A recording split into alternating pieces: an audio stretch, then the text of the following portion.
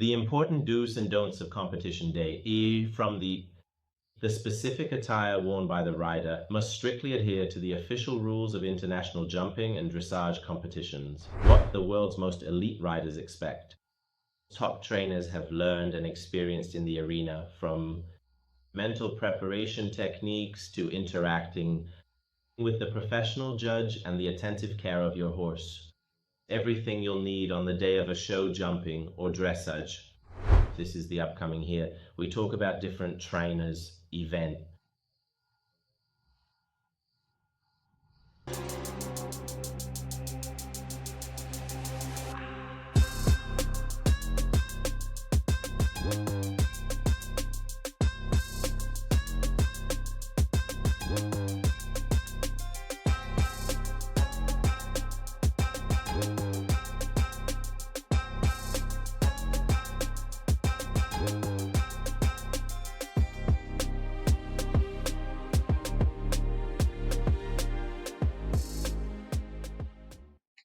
According to the experience of professionals, about 30 minutes before this, your turn.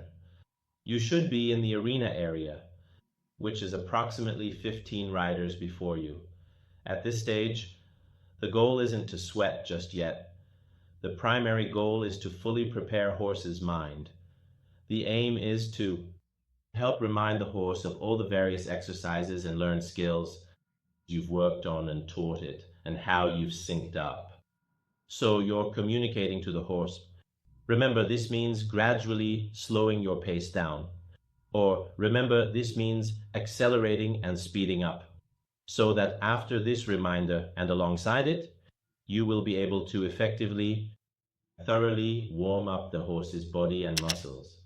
Start by using gentle flat work to draw your horse's attention to your hand and leg aids. After that, you can begin the session, transitions and speed changes within different strides, and you can also effectively perform half halts so that your horse becomes more fully responsive. After doing a few of these, after spending several minutes of working through a variety of different speeds and steady strides, you can then move on to starting your very first jumping. If the horse seems a bit too excited, try to ride more in consistent circles during the warm-up to help them settle down, in order to effectively calm down horse's mind.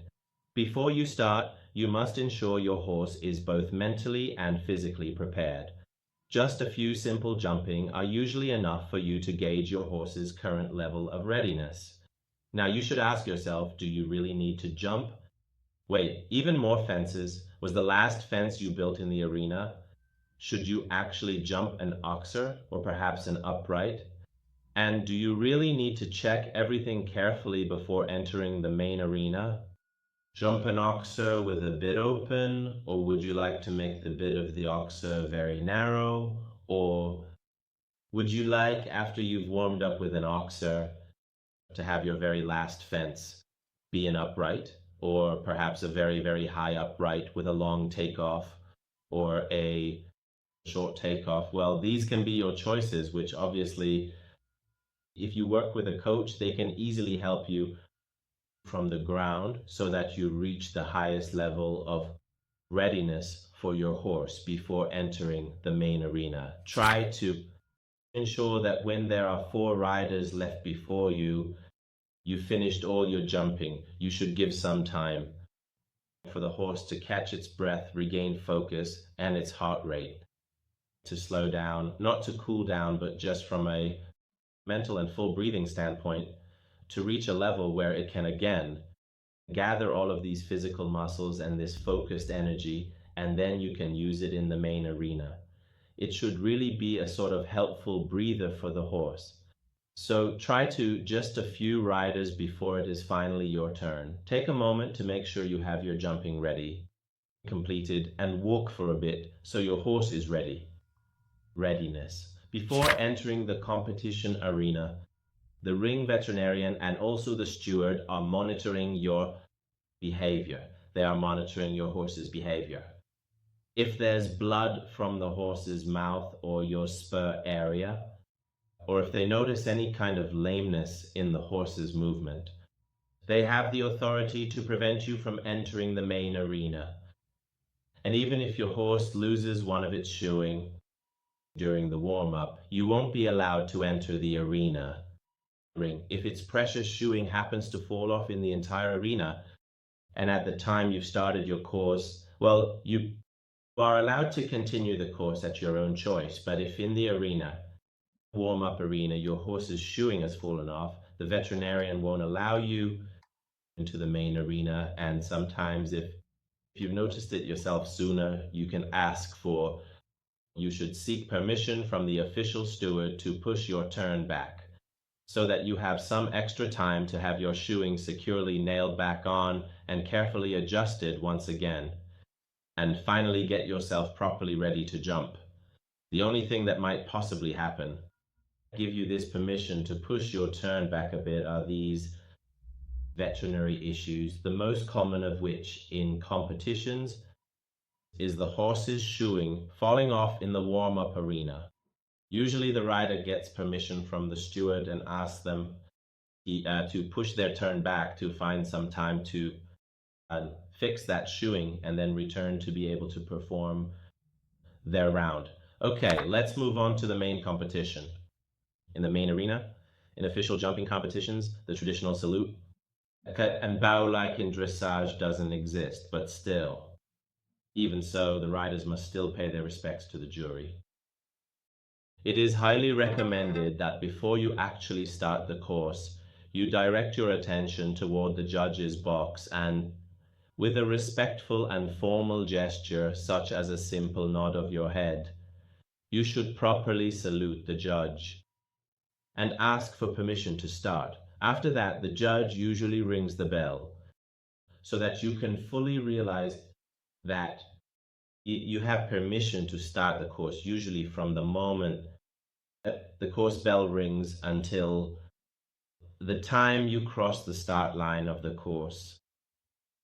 You have 45 seconds. If this time passes, you will incur a time fault. If it goes on too long, you won't be allowed to enter. So please pay attention to these 45 seconds.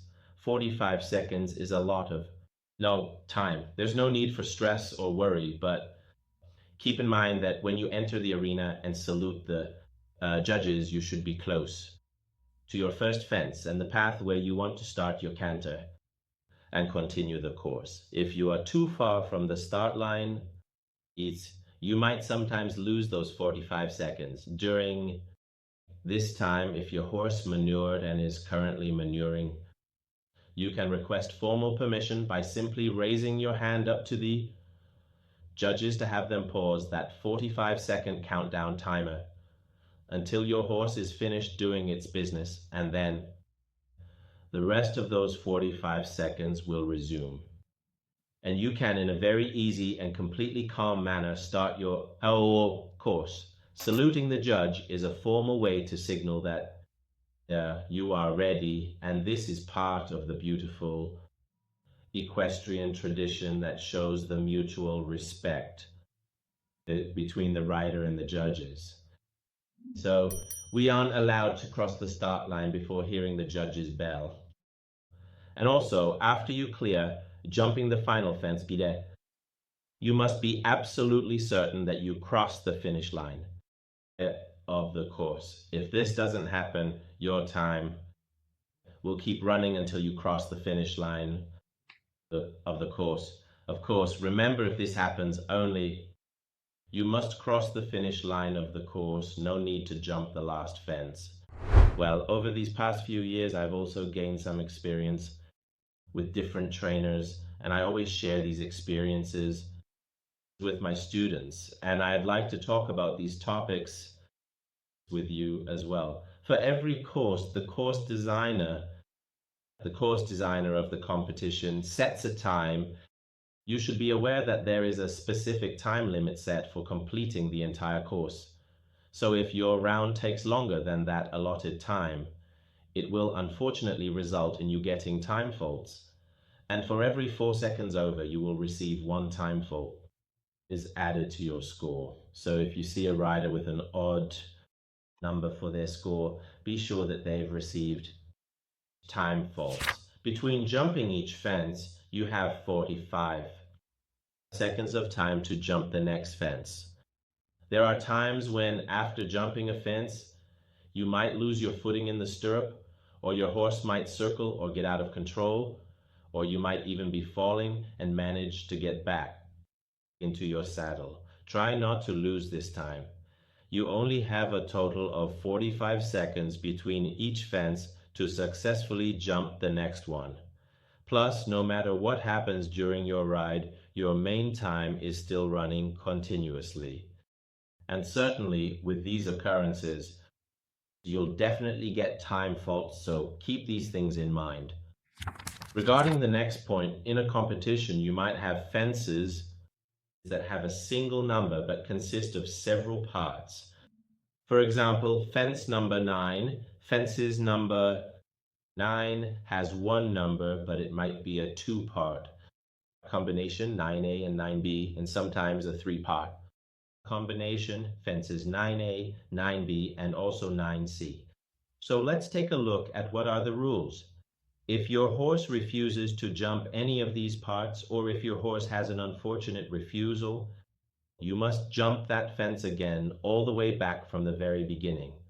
For example, if your horse successfully cleared fences A and B, or jumped fence A and then simply refused to jump fence B entirely, you cannot just circle back and jump only fence B. You must go back and you will jump over fence number 9 from the very start, taking both parts A and B together as one. Regarding any refusals, if your horse has 2 refusals in the entirety of the course, if you are disqualified from the competition for any reason whatsoever, you are not allowed to continue the course, and the judges will eliminate you and your horse. So 2 refusals is equivalent to elimination. And let me mention the next point, which is that if you are on the jumping course and you circle in front of a fence, that too is considered a refusal, and every refusal carries 4 faults. Usually 2 of them lead to elimination, but even that one occurrence counts as 4 faults for you. So on the jumping course, whenever you happen to draw a circle, it will actually be counted as 4 separate faults against you. Furthermore, I should also mention that exactly when, if your horse happens to refuse twice, you will hear the distinct sound of the judge's bell. After that, you are officially permitted to, and well, in a way, you can jump the fence that was refused, or even another fence with your horse, and then quickly move on to the next part of the course. Leave the arena. Of course, this action and this matter also depend on the level of competition you are participating in, but it's usually done so that the rider, wanting to avoid leaving a bad memory in the horse's mind from that same fence, so jumps over another obstacle and exits the arena.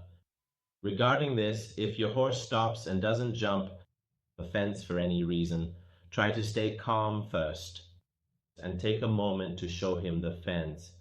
Give your horse a gentle pat and then try to carefully choose a path for re-jumping where you can create a much wider track so you can have a better canter. This is also important so that your horse has a chance to see the fence from a much further distance away, in a more effective way, to see and assess that fence from further back, to jump it more easily. This point I'm about to tell you is part of my own personal experience regarding jumping. For the very first fence of your course, first I must say, you should begin your canter on the lead that your horse is stronger on, where you're sure you can successfully more control over that side and your horse. Carefully try to approach the first fence from a side, where you will not actually require a lead change for the second one. Fence. These points are important. And now for the third point, which I've unfortunately experienced several times myself, and later what I learned from truly exceptional coaches is that to jump the first fence, you should always begin by generating power and impulsion. Most inexperienced riders approach the first fence very slowly and only then begin to build rhythm, impulsion, and a canter. They were right that this is a mistake. Before starting your canter, you must go ahead and select your rhythm, and with a pre-established rhythm, successfully finish your entire course. If it becomes necessary for you, ride a smooth circle. But don't let your first jumping start with any initial tension. To jump the crucial first barrier, it is essential that you maintain complete control and jump the first fence with a steady rhythm that is well balanced. You'll absolutely need that rhythm for the entirety of the course.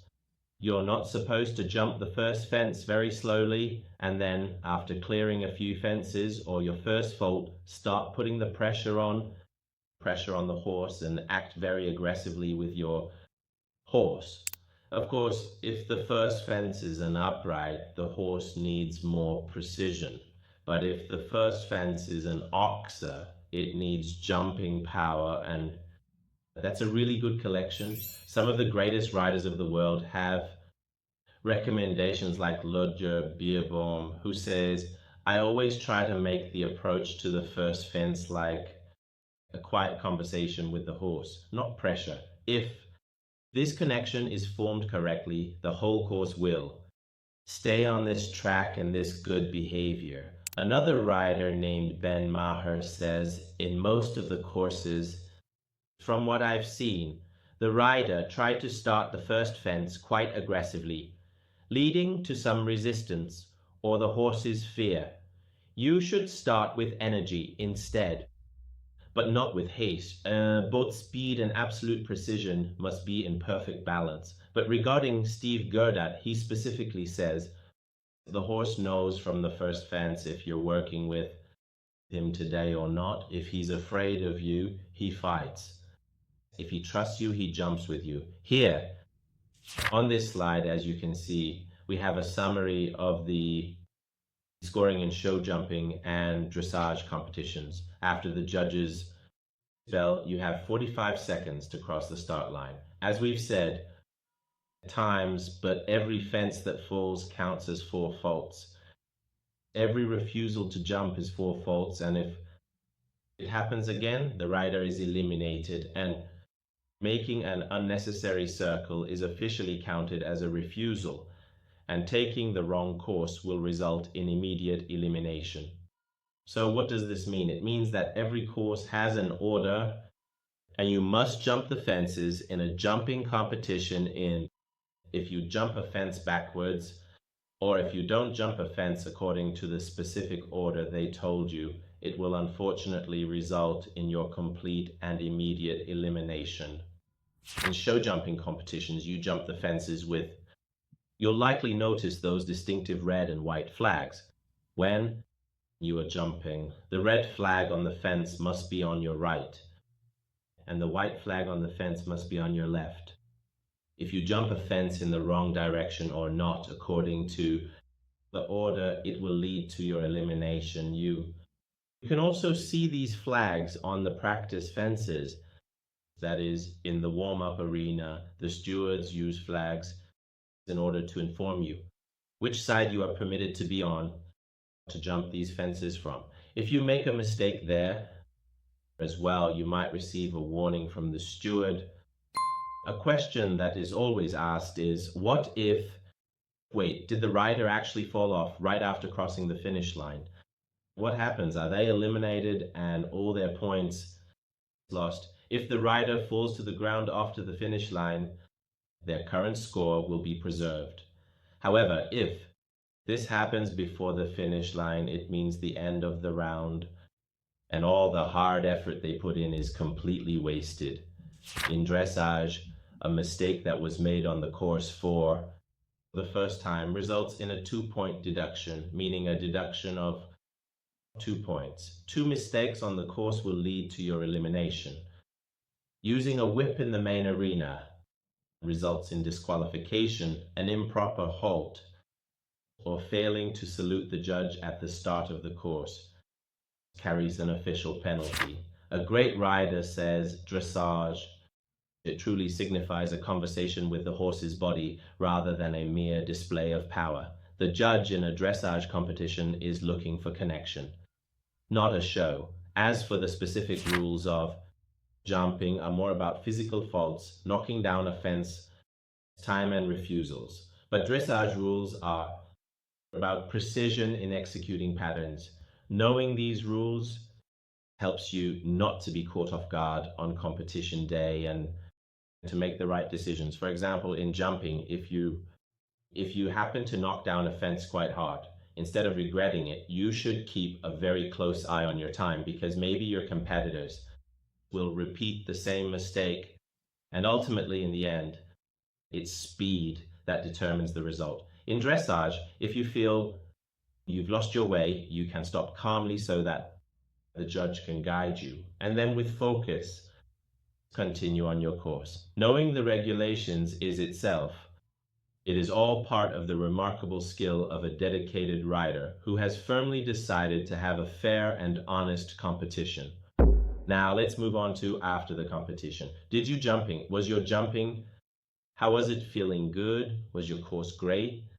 But it's not all over. Now it is finally time to support your teammate and provide them with the necessary support so that their muscles cool down effectively and efficiently to be ready for the next show throughout the entire performance and accompany you with all their natural ability. If you want to know more, we have already discussed in detail about recovery and feeding the horse during competition before, which you can find on our channel. Moving on to video number 11, where we discuss the aerobic system and anaerobic system, and I have already explained sport horse recovery joint right over there, and video number 13, which specifically focuses on adjusting horse nutrition on show day. These two videos can truly assist you in becoming the most effective and supportive partner for your horse. In large-scale professional competitions and FEI shows, some horses are randomly selected for testing.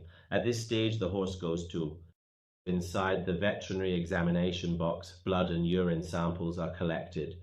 Test results are usually ready quite soon, announced a few days later. If positive, not only is the rider fine, but the entire team's score is lost. So you must be extremely cautious with various dietary supplements, veterinary medications, and even topical treatments. Be very careful with the specific topical products you use on your horse. If you're on the competition list today, it means you have truly earned your qualification. You made it here because you worked incredibly hard every single day. You put in the maximum effort and you always believed in yourself. So you should be proud. When you are inside the show ring, don't look for perfection. Look for the very best version of yourself. Be the best you can possibly be with your horse in that moment. Focus on every single fence and every single stride that you encounter along the way and every single look, because the entire performance isn't just about the horse. It's about your unique relationship with your own horse. Here we talk about the unique experiences of different trainers, voices that deserve to be.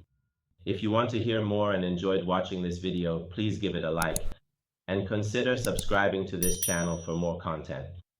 Don't miss our next videos. We'd be very happy if you have any show day experiences or even critiques to write them for us in the comments. Wishing you success in time.